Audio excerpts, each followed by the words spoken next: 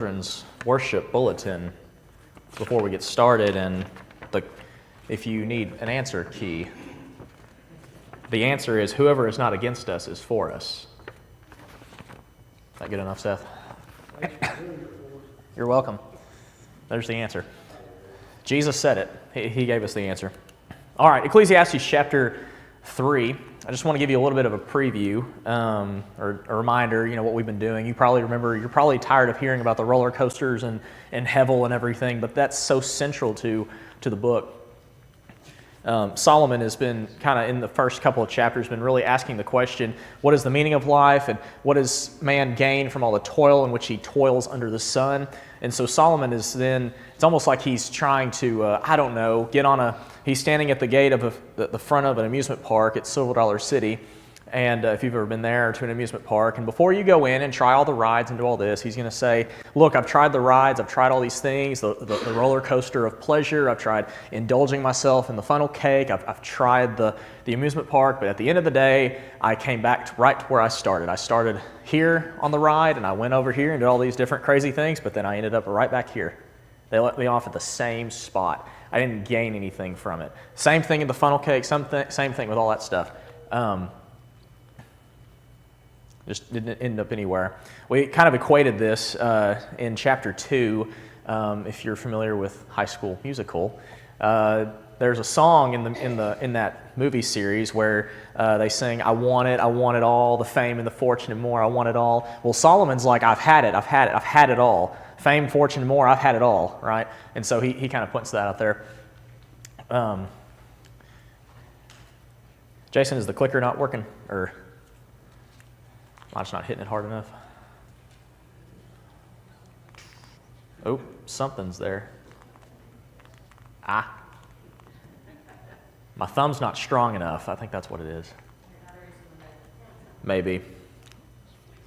Anyways, last week we looked at Solomon's poem in chapter 3, looking at how, you can just kind of glance here in your Bible here from chapter 3, verse 2 to verse 8.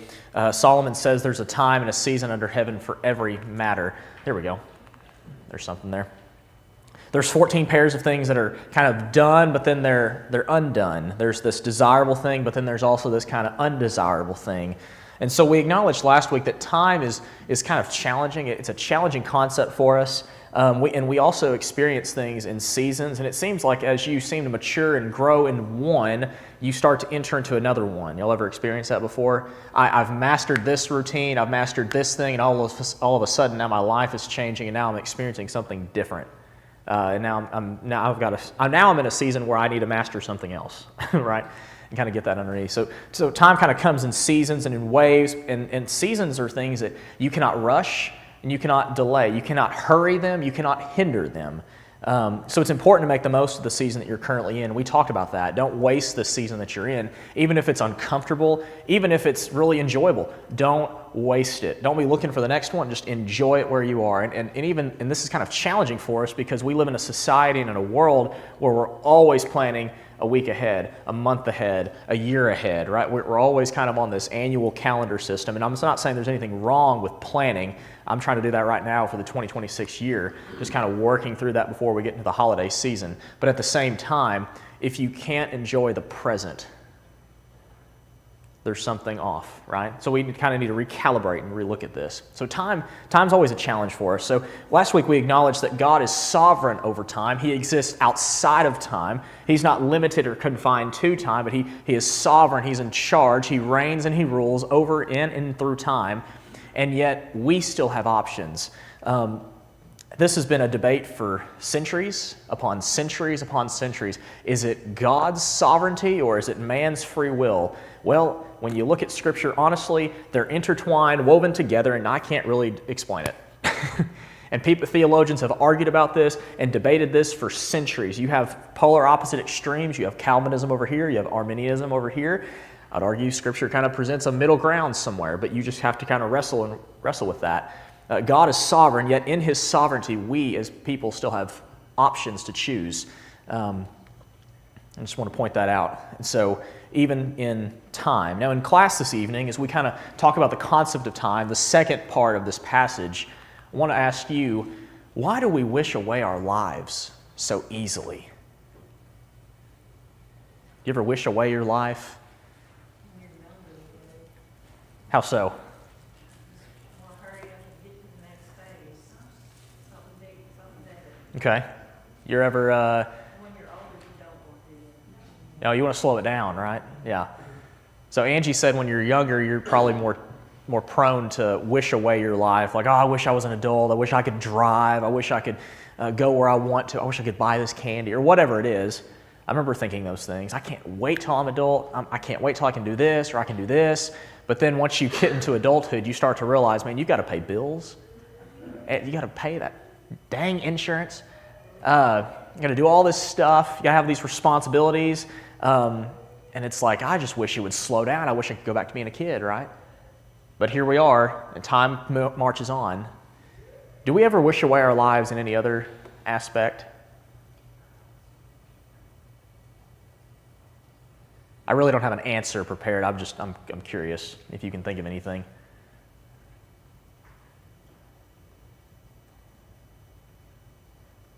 I guess it's just that chasing after the wind that he talks about,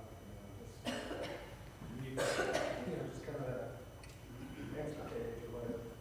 Yeah, kind of like just trying to get to the next benchmark, just constantly going after that, kind of wishing I could just get to that next stage or that point. Fran? Sometimes when you work, and I'm not saying I'm one of those people, but you can't wait for Friday. Oh, yeah, that's a good point. Friday to Friday. Yeah. And I will. Do you ever, in your job, sometimes, I just can't wait till it's Friday. I wish it was Friday. You make fun of Wednesday as hump day, right? You just have these different things. But you're waiting for Friday. You live for the weekend, right? Well, should you really even be working there? I don't know. My dad's motto was on Friday, only 2 more work days to work. Yeah. Marty? If I could just achieve this, if I could just achieve this, and it's kind of like wishing, like, oh, if I could just get this promotion, or if I just had this, it's not necessarily time, but you're still just wishing, never content or satisfied. Mm-hmm. Yeah. So you feel this restlessness in you too. The Apostle Paul, remember, said that, he'd rather go and be with Jesus now. Mm-hmm. But he knew it was much better for them that he stay and he continue his work and labor for the Lord. For me to live as Christ and to die as gain. We're also wishing to get out of the season that we're in. We're in a bad season. So, like David Wilson's always wishing for winter and snow. You're wishing for winter, David?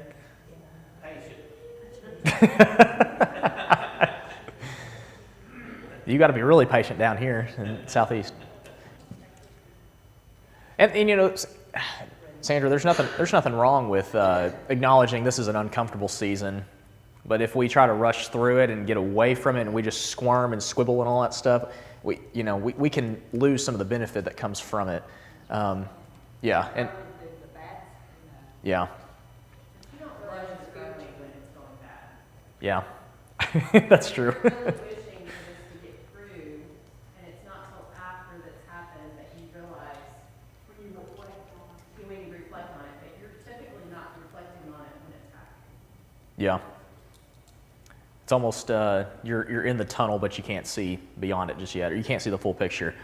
And that's kind of what Solomon's wrestling with in this whole passage between verse 1 and verse 15 is, time is marching on and it's happening, but we're so close up to it that we can't see the full picture of time which God can see. Remember, He's sovereign. He exists outside of time. We are inside of time.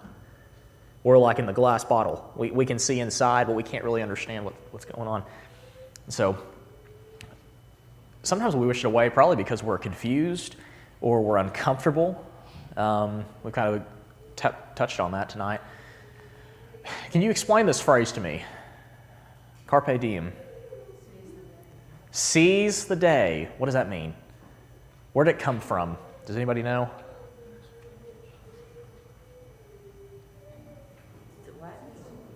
I think so. I think it's a Latin phrase. Does anyone know the full phrase? Can anyone recite that for me? I can cite it for you because I wrote it down. I typed it out. I copied and pasted it off of Google. All right, y'all. The full phrase is this: Carpe diem, quam minimum credula postero. Allegedly. Allegedly, that's what it is. That's according to Google. No, it's Latin. Latin, Margaret. Yeah, that's what they said at Pentecost, yeah. In many languages. Carpe diem, seize the day. What does that mean? Make the most of it. Okay, live in the moment, make the most of it. That's its own phrase right there. We can tweet that out. I think it makes a difference. Okay, make a difference. Just any difference.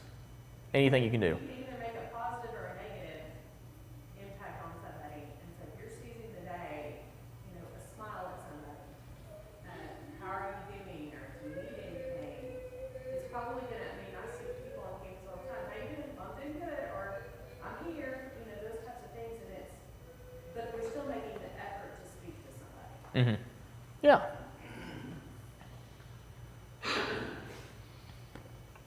Erica's not in here. There's a man up in northeast Arkansas who passed away. He was an elder at Valley View, but he was also a principal at Crowley's Ridge Academy. His name is Mac Ramsey. He passed away, and he lived this phrase.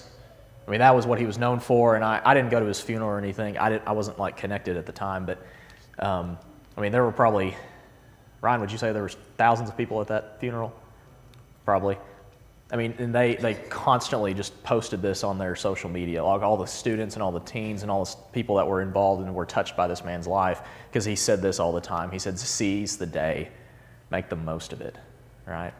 That's what I think of sometimes with this. But it's interesting. It literally means pluck the day, trusting as little as possible in the next one. Make the most of today. Whatever it brings, whatever it has, this will play into our discussion tonight. With our text. So Ecclesiastes chapter 9, or 3, starting in verse 9. Solomon asked the question, picking back up from there's a time for this and there's a time for that. Verse 9, what gain has the worker from his toil? I have seen the business that God has given to the children of man to be busy with. He has made everything beautiful in its time. Also, he has put eternity into man's heart, yet so that he cannot find out what God has done from the beginning to the end. I perceive that there is nothing better for them than to be joyful and to do good as long as they live. Also, that everyone should eat and drink and take pleasure in all his toil. This is God's gift to man. I perceive that whatever God does endures forever. Nothing can be added to it, nor anything taken from it. God has done it so that people fear before him. That which is already has been. That which is to be already has been. And God seeks what has been driven away. This is the word of the Lord. Okay. Just going to kind of walk through this a little bit. I'll have a question or two throughout and then some questions at the end, so hang with me here. Solomon asks this question in verse 9. He says, what gain has the worker from his toil? Now remember, this is an echo of chapter 1, verse 3. Again, Solomon, that's the question that's driving this whole book, this whole writing from chapter 1 to chapter 12. What gain has someone from life under the sun? What do I really gain from this? I mean, what can I really hold close to my chest or to my body that won't escape? Like what can I hold in my hand that's not going to slip through my fingers? What can I really hold on to and gain? Again, because he uses the word hevel, and y'all know this, it's like smoke, it's like vapor. I can reach out and grab it, interact with it. I can try to grab the bubble, but it's going to pop, right? And it's just, I have it, but then I don't. I can't gain anything from it. So what do I gain from this? All the work under the sun, in the realm of time, and in the midst of changing seasons, what do I really gain from my work? The things that I toil, the things that I do. In the grand scheme of time, what do I take with me? What really holds value? As Father Time starts to march on, what do I really take with me? Okay, so he questions it. He sets this up for us.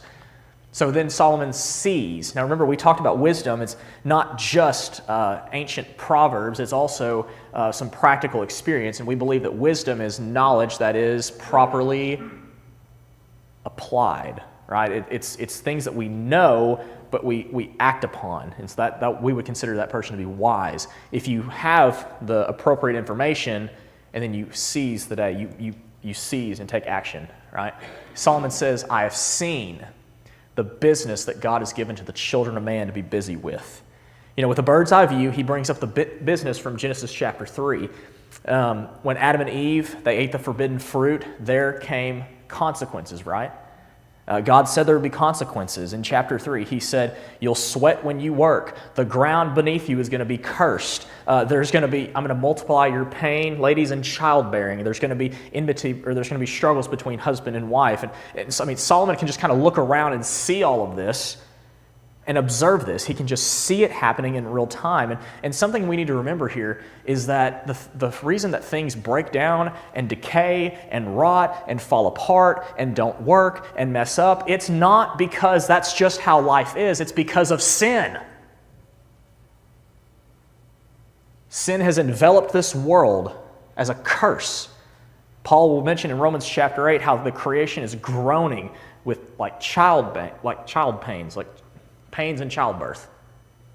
Creation is groaning, and sin has infected everything in this world. And that's why we have rot and death and decay. That's why we end up dying, is because sin is a curse.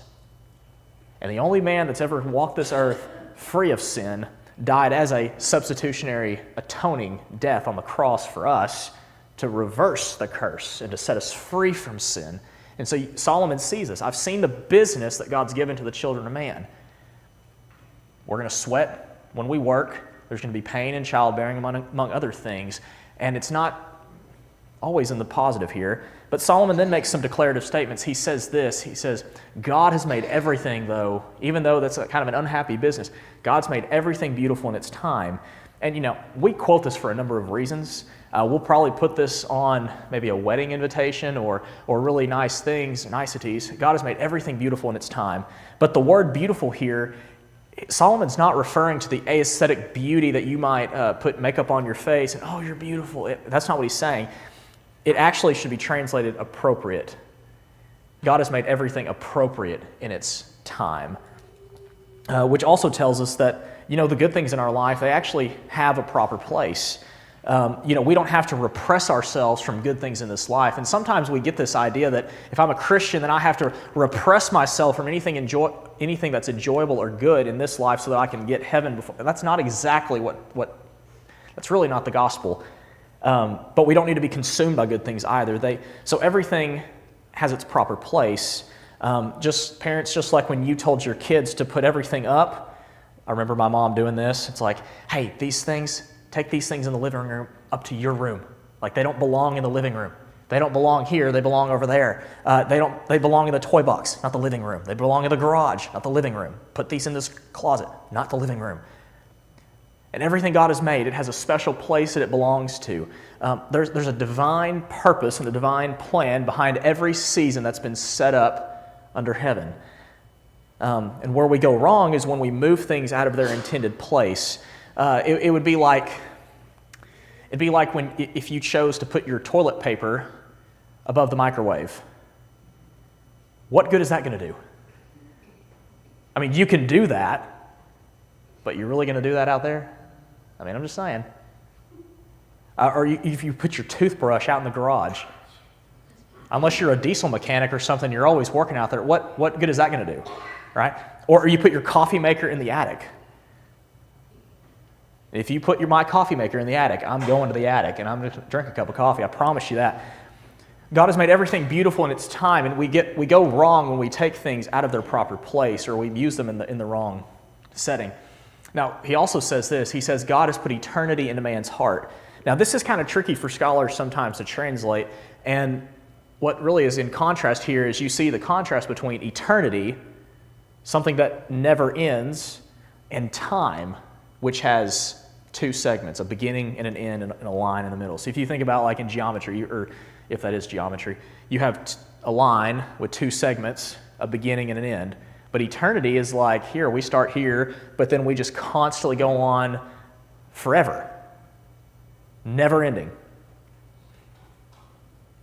God's put eternity into man's heart. The bottom line is, we have eternity in our hearts. Like, we have a sense of something beyond this life. We have a sense that there's something more to this than just what we have in front of our faces, but we can't quite put our fingers on it, and it's on the tip of our tongues, but we can't quite articulate it.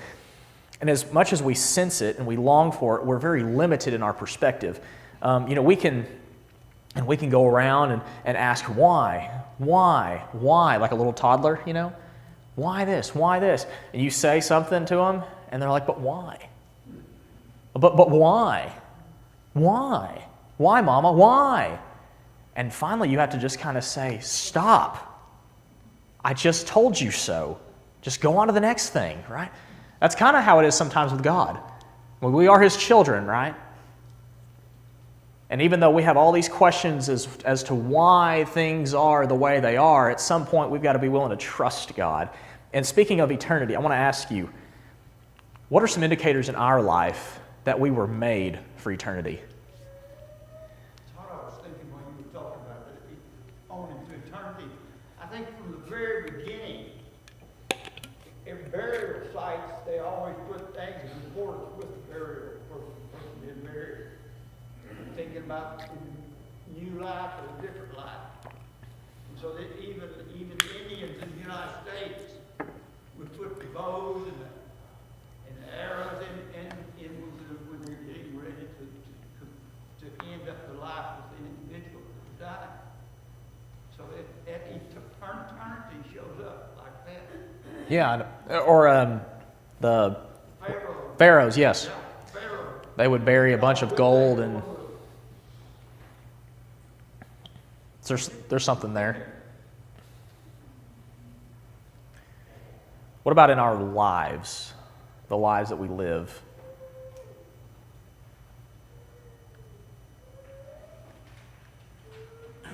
Follow our faith, we're preparing for that eternity.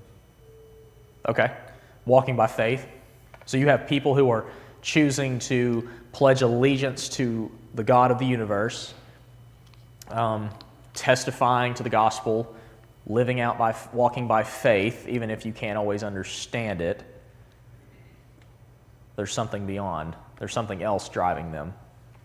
I think it's kind of like the wishing away. We're always seeking for something greater.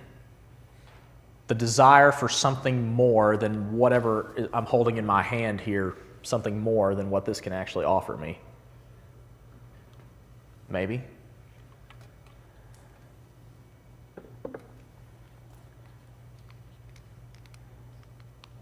Multiple cultures have different versions of their eternity, whether it be reincarnation. Which doesn't make sense to me for eternity, but yeah. Mandy just pointed out the fact that multiple cultures have, or different cultures have different views on what happens after you die, and she brought up reincarnation, and I just don't understand how that is eternity, but I guess you're in this cycle of just constantly coming back to something else. Good karma, bad karma, I think that's what it is.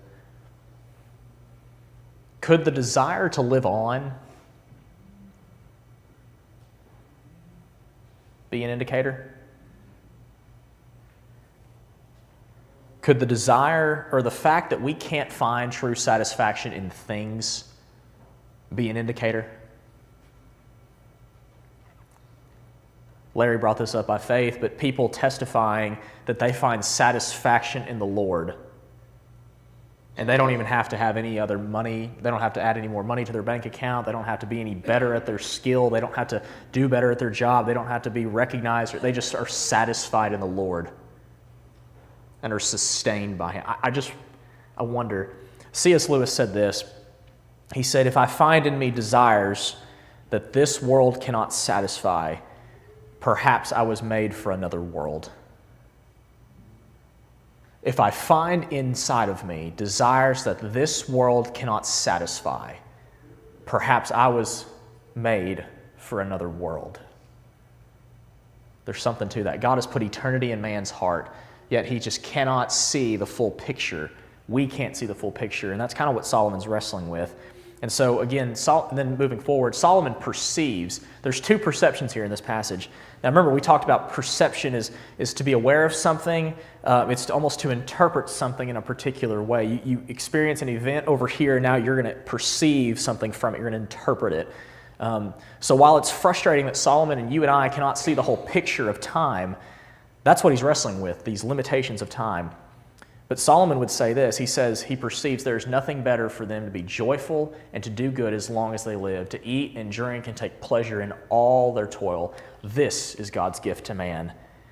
So even though you can't see the full picture, even though you don't understand why things are the way they are, make the most of today. Be joyful, do good as long as you live, eat, drink, and take pleasure in your toil.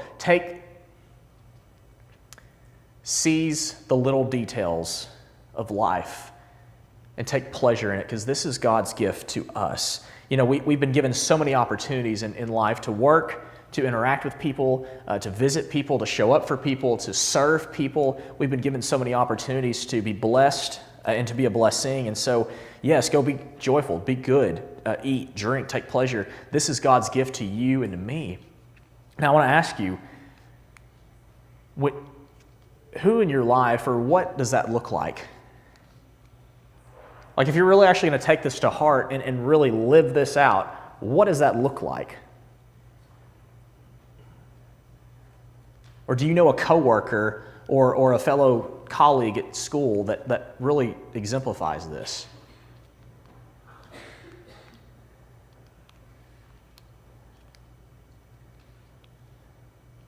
Because if we're living for Friday, but we can't seize Tuesday, what's the point?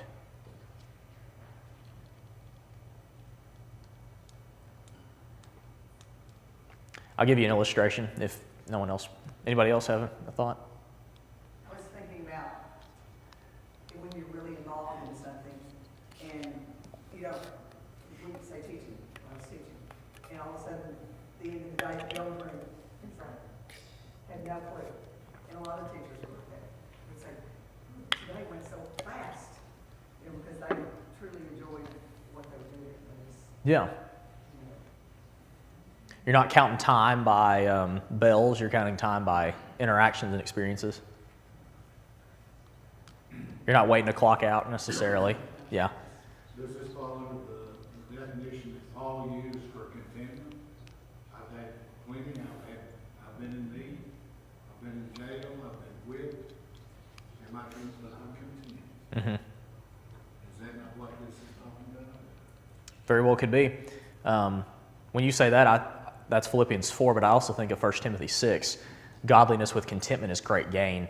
And we brought nothing into this world, and we can take nothing out of it. So what we have is, but yes, that also is a really relevant passage. I think you could say that. Godliness with contentment, great gain. I've known how to abound. I've known how to be brought low. But in all things, I can do all things through Christ, who strengthens, or you could even say satisfies me. There's a phrase, Joe, that you say that I just have come to love. Joe Moore says the phrase, every day is Saturday except Sunday, right? I love that. Well, I have a relative in my family who lives that to a T. Now, he has special needs, but your day is brightened by him, and our family benefits from him. He was born with some birth defects or whatever, and I think he's got about the mind of a 6 to 10-year-old, and he's in a 40-year-old body. I mean, that's kind of how it is.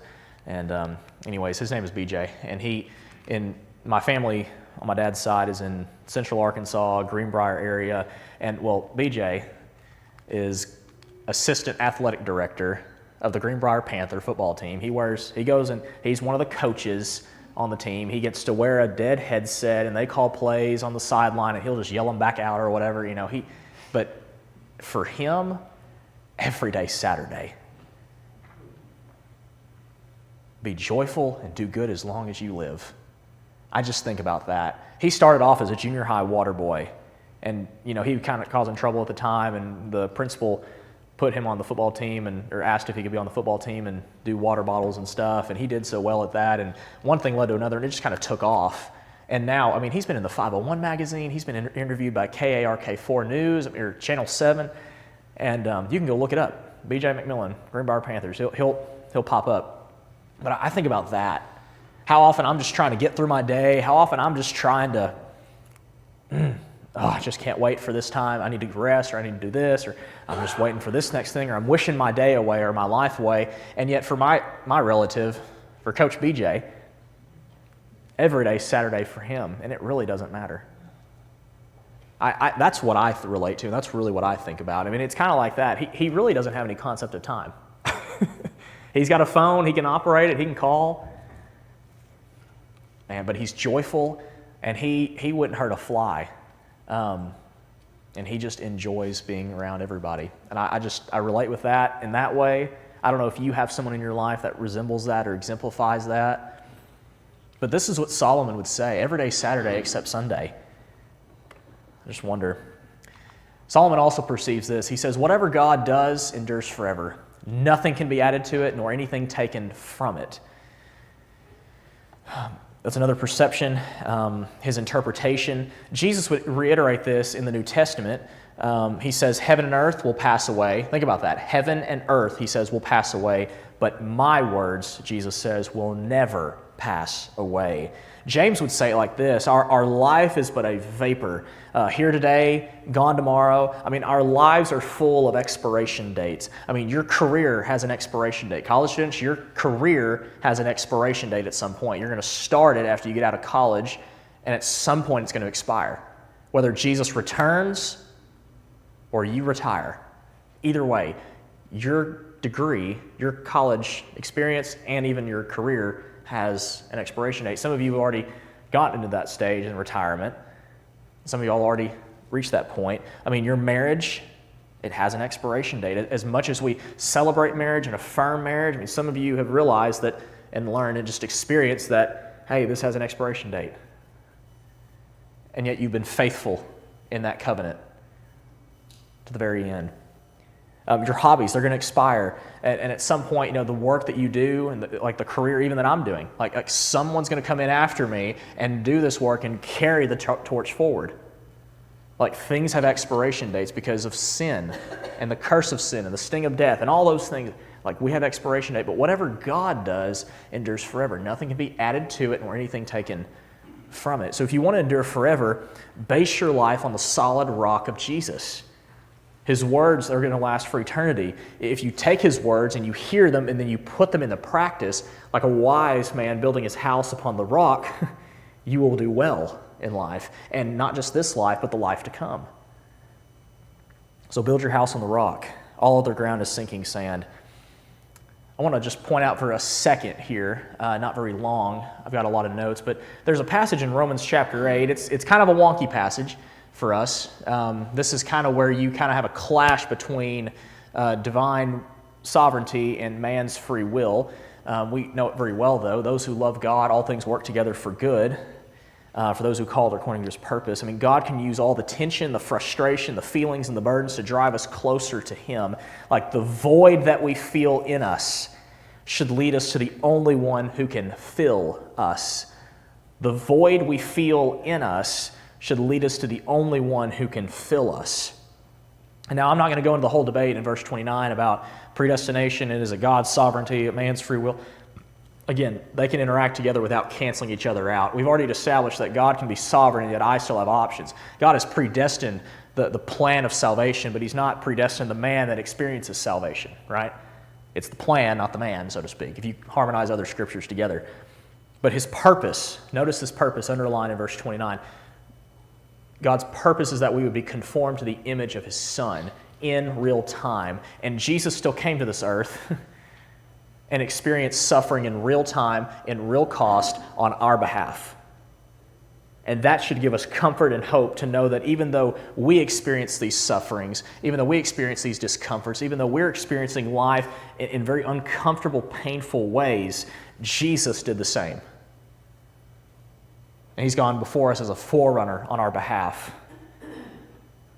Just fascinating. I just wanted to point that out. But ever since Genesis chapter 3, God has been working relentlessly to rescue us, and that should be comforting to us. It really transformed the world altogether. Okay, I want you to think about this. How does knowing God has a grand plan help us enjoy life now? Gives us hope. How so? God has promised us a home to give eternity. And His grand plan if we follow His will. Yeah. So if we follow His will now, in this life, there is a hope that is laid out before us. It's the eternal presence of God with Him in heaven, you'd say. Peace. Peace. How so? About the world struggles, you can depend on God. Okay. You don't have to fight the world's struggles. You can depend on God through it. Kind of like the disciples in the storm. Maybe don't yell at Jesus or be sarcastic at Him, but yeah, depend on Him. No matter what you're going through, it gets better. Okay? No matter what you're going through, it gets better. Do we always in this life, or? Combination. I mean, it either gets better or you die and it gets really better. Yeah, yeah.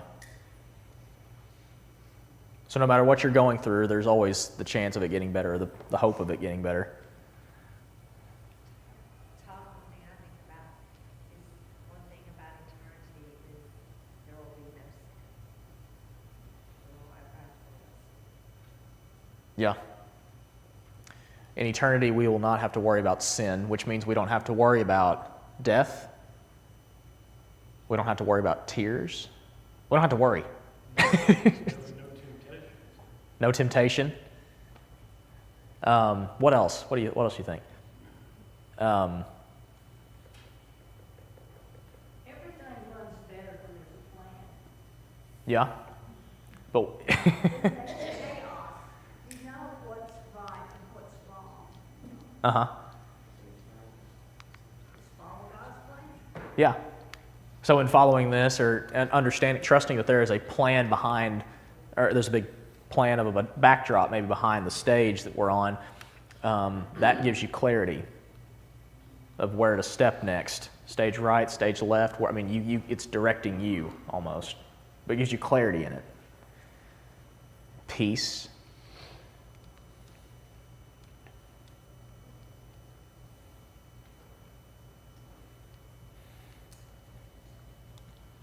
Maybe it helps us also avoid worrying about everything outside of our control or influence, because if you can't control it, you can't make all things work together for good, but God can. You can just put it in His hands, right? Could it also allow us to see things as gifts? I would argue that you start to see life more as a gift. I mean, every little detail and everything you have in your possession, God's given to you. Every good and perfect gift is from above, James says. Every little detail is a blessing, even a blessing in disguise. So you could say it's a blessing or a blessing in disguise, maybe. There's something to that. In light of this reality, what would you say are the areas of your life you could seek to enjoy more? I mean, there's nothing better for you than to eat, drink, and enjoy the toil which you've been given. How can you, in your life, enjoy it a little more? Well, back to the last point, it changes your perspective knowing God has a plan, which if you change your perspective, this changes. Okay. You get, your life changes, so. Yes. Your perspective of the story. Not knowing God's got Yes. a whole plan, you change your perspective, like I said, realize these are gifts, realize this is blessings. You change your perspective on that, then reality is your whole life changes to enjoy more. So you're a more enjoyable person to be around too, because everything's kind of a gift, and you have a more upbeat, maybe positive attitude, and maybe you don't take things so offensively. We live in a society that we are so easily offended by things. I'm not saying y'all are, no offense. That was on the spot, y'all. Come on. Like, you gotta be willing to line up a little bit. Come on, we're almost done. But like in a world where we're so easily offended, man, it just makes you, things just ping, ping, ping, ping. People make all kinds of comments. I've had to deal with that. Ping, ping, ping. It just bounce right off you. Man, because if God's in charge and you have this great hope and you can have this great peace that passes understanding and you can actually enjoy life, then you're a much more pleasant person to be around, are you not? I just wonder, for you in your life, what could you seek to enjoy more from it? How can you see this as a blessing, and if not a blessing in disguise? There's an old story, and I'm going to misquote it because I don't have it all in front of me, but I remember my mom saying this with a blessing in disguise. There's an old story or a proverb that says it's like a farmer that goes through these different experiences and basically, his response to every single thing is, I don't know if it's good or bad, we're just going to have to wait and see. You ever heard this before? I don't know if it's good or bad, we're just going to have to wait and see. Like the farmer, he ended up getting a horse or something, or was able to get a horse at a good deal or whatever, and everyone said, oh, that's so good. And then the farmer said, I don't know if it's good or bad, we're just going to have to wait and see. Well, then get down 6 months down the road, the horse falls in a ditch or something, or in a hole or whatever, and then, breaks his leg. Oh no, that's so unfortunate. You got to pay all those medical bills, and the horse is expensive and all this stuff. Oh, it's so terrible. And the farmer goes, I don't know if it's good or bad. We're just going to have to wait and see.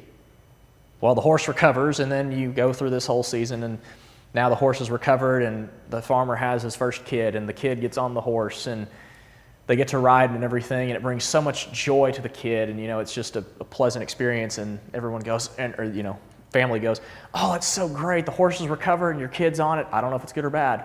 We're just going to have to wait and see. And it just kind of continues on like this. Well, the kid grows up and then gets old enough, and the kid is riding the horse and falls off the horse and breaks his leg. Everyone goes, oh, that's such a tragedy. Why would you? That's so terrible. Oh my gosh. And the guy's like, I don't know if it's good or bad. We're just going to have to wait and see. Well, then here comes, let's say it's around, the United States was going to have to go to war that year, and they were sending out a draft, and because the son's leg was broken, he was not able to be drafted for war, and he was able to stay home and reassure that his life would not be in danger and jeopardy. I don't know if it's good or bad. We're just going to have to wait and see. But you get the point of this whole thing. It's either a blessing or a blessing in disguise. You could view it that way. What ways could you enjoy to seek life? You could seek to enjoy life a little more. You're not just living for Friday. You're not just living for the weekend. You're not just living to get through the end of the day. But in your specific life situation, you don't have to answer out loud, but I really want you to be thinking about this. How can I actually enjoy the life that God's given me? How can I make the most of it? How can I seize the day? How can I seize today so that I bring glory and honor to Him? Because we've acknowledged here in our study on Sunday mornings through the Gospel of Mark that God is really calling us to ordinary faithfulness. I mean, He's calling us to faithfulness like that on Tuesday afternoon when no one's watching. Just be faithful in the ordinary. Like, how can I enjoy? It would bring pleasure and joy and glory to our God to really enjoy the life that He's given you. He's blessed you more than we deserve. He's been merciful to us and gracious to us. How can I enjoy where I am right now? Even if it's not where I ideally want to be long term, okay, fine. But how can I enjoy it and bring honor and glory to Him in that? I want you to really be thinking about that, because time is a gift that we've been given by God. It's not something we kill. We talk about we kill time. It's not something we just eat up. It's not something we consume. It's not something we rush through. It's not something to speed up or to slow down. It's something to savor, like that steak at Texas Roadhouse. I'm just going to chew it some more. Chew it some more. I'm going to savor it. I'm going to enjoy it in its proper place, hopefully with some A1. But from a gospel perspective, time is a very valuable gift from God, because once you spend it, you can't get it back. It's a very valuable gift.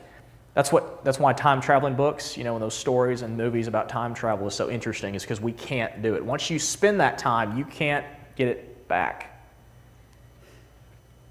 If we viewed time as a gift, we'd probably spend it differently. I mean, we would focus on what matters most. We would cherish the pictures of our loved ones more than any little knickknack I can get at Dollar Tree. I mean, that's the difference here. We would cherish the pictures on our wall. We wouldn't be settling for little plastic idols from Dollar Tree. So my encouragement to us is to seize today, considering the final day. Savor the season.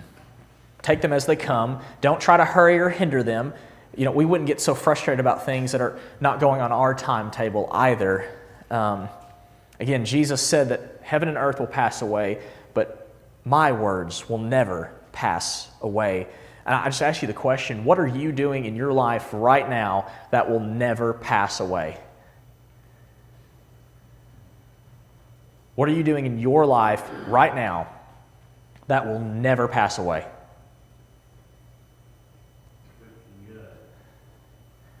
Say it again. Absolutely. Trust in God. How are you living life in such a way that points others to eternity?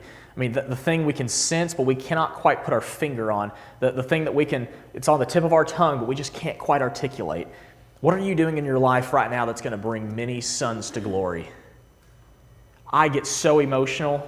You may not see it on my face per se, or it's not necessarily in tears at the moment, but I get emotional. I just get moved when one of our kids or one of our teens or someone here says, I want to give my life to Jesus in the waters of baptism. Because that's what it's about.